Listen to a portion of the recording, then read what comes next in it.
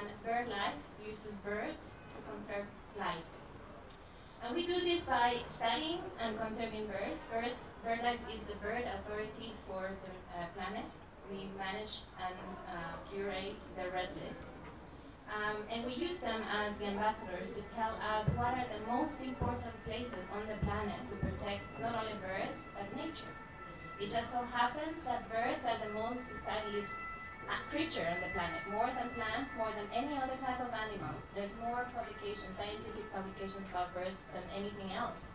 And it just so happens that if you look at the global biodiversity on the planet, 89% of the most important places for nature, 89% are the most important places for birds. So we're preserving the most important places for birds. We do this in the most sustainable way by empowering and building the capacity of local conservation organizations in all these 115 countries, so they can be the conservation leaders in their own countries. They can be the legitimate voice of nature in their own countries, and they can legitimately engage with their local people, their local communities, their governments, the private sector that are working in their country. Our unique approach ensures not only local success, but regional and global impact. In Africa, BirdLife has 23 countries supported by our African team that is located in Nairobi, Accra, and now in Dakar. BirdLife has been active in West Africa for decades, especially in the southern part of West Africa, through very early partners of the partnership in Burkina Faso, Cote d'Ivoire, Ghana, Sierra Leone, and Nigeria. You're representing Nigeria today. We are now in this crusade, right behind the pillar, perfect, to make sure that we can protect and empower the people in this amazing part of the world.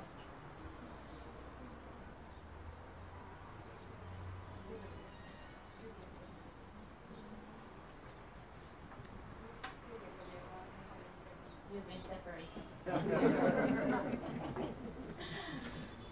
Our choice to bring BirdLife to Dakar as the host of our West Africa office is informed by multiple and interrelated factors. First and foremost, the role of nature in this part of the world.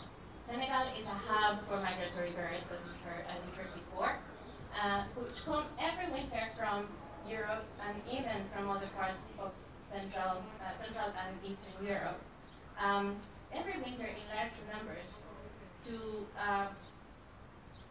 enjoy the summer. And it is an extremely strategic place to anchor international collaborative efforts in our effort to protect their flyway, the East Atlantic flyway. Birds, as you heard, and you stole my line, birds know no borders. They don't need visas. They are telling us that we have to work together. In addition to that, as you heard from Charlotte, the marine resources in West Africa are vast, but they are under threat. The countries in this region have the unique opportunity, and you might say so, the responsibility to ensure that sustainable fishing practices are implemented to ensure the health of the marine systems on which so many of their people depend on. Thirdly, the opportunity to implement the agenda of the Sustainable Development Goals is unique, as new resources such as oil and gas are being found and exploited. We have the opportunity, and then again, the responsibility of learning from the past and from other geographies to ensure that the economic development in this region sets an example of respect of its nature, its culture, and its people. Organizations like BirdLife can play a pivotal role in these states. Located at the Cape Verde Peninsula of the Atlantic coast and the westernmost city of the African mainland, Dakar serves as an important geopolitical and economic hub in the sub-region connecting the Francophone countries of West Africa. So Dakar is the right home for many organizations, and we are very proud to say also a home for BirdLife. We are delighted to know that the government of Senegal and the president last week had mentioned that one of his priorities is going to be the conservation of nature. Now, what we hope to achieve by being in Dakar, we will spearhead the delivery of the conservation strategy for West Africa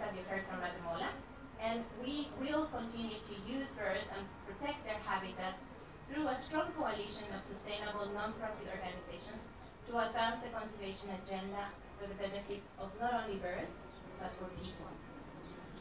We've also developed a business plan to accelerate the fundraising and leverage on the extraordinary support that we have received from the MAPA Foundation to upscale and sustain the conservation activities that we're building and strengthen the network of conservation organizations in West Africa. Our home in Dakar is already engaging with governments, NGOs, private sector and communities to drive BirdLife's conservation agenda and securing the conservation of these unique resources through a vibrant and capable network of civil society organizations. In addition, as Dakar is the hub of marine, coastal and Sahel conservation in West Africa, the office will seek to build in its collaboration with the MAPA Foundation and other donors for effective governance and synergistic implementation of its strategy for the Regional Partnership for Coastal and Marine Conservation, the PMRC region. We owe our partners a debt of grateful for supporting our course in the region. I would like to especially recognize Wetlands International. Yeah, right there. Hi.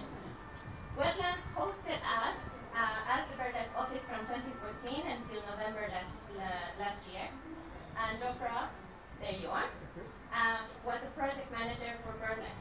Ibrahima was an extraordinary host, and we thank all the team in Wetlands International for being such an extraordinary and welcoming institution, enabling BirdLife to set foot in Dakar first.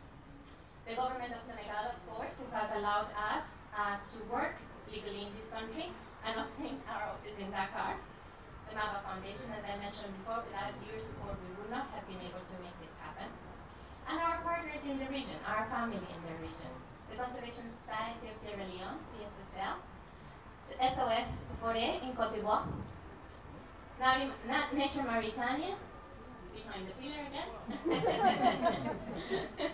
all of which are present today, but all of our partners throughout the region and the collaborators that are helping us move forward our projects. In particular, Defensa del Desenvolvimiento de Zonas Húmedas, or DCH, in Guinea-Bissau, there you are, and Nature Community and Development, NCD, in Senegal. Where are you? There you are. Welcome. Our amazing and supporting partners from Europe. I know that I'm absolutely destroying the name, but Vogelbescherming in the Netherlands. We don't have anyone from VBN today, do we? No, they're in our heart. The Royal Society for the Protection of Birds, RSPB, in the UK. The Spanish Ornithological Society, SEO, I met with Asuncion last night in Andalusia. She sends us her most heartfelt congratulations. The Ligue de la Protection des Oiseaux in France and their financial support and commitment towards building a viable institutions and conservation NGOs in West Africa. Your support in helping us build the network is extraordinary. All the partners and potential partners that are here today, all of you will help us make sure that the vision and the mission of BirdLife can be transformed in reality and a fantastic opportunity of working in Senegal and the rest of West Africa. I would like to especially thank Sandy and my team in West Africa for this fantastic event, and thank you all for making the time to come. I know that you all are extremely busy to join us and celebrate the beginning of a new era. The conservation leadership that BirdLife will bring to this region is just starting, and we are looking forward to working with all of you throughout the future, whether you're here or anywhere else, because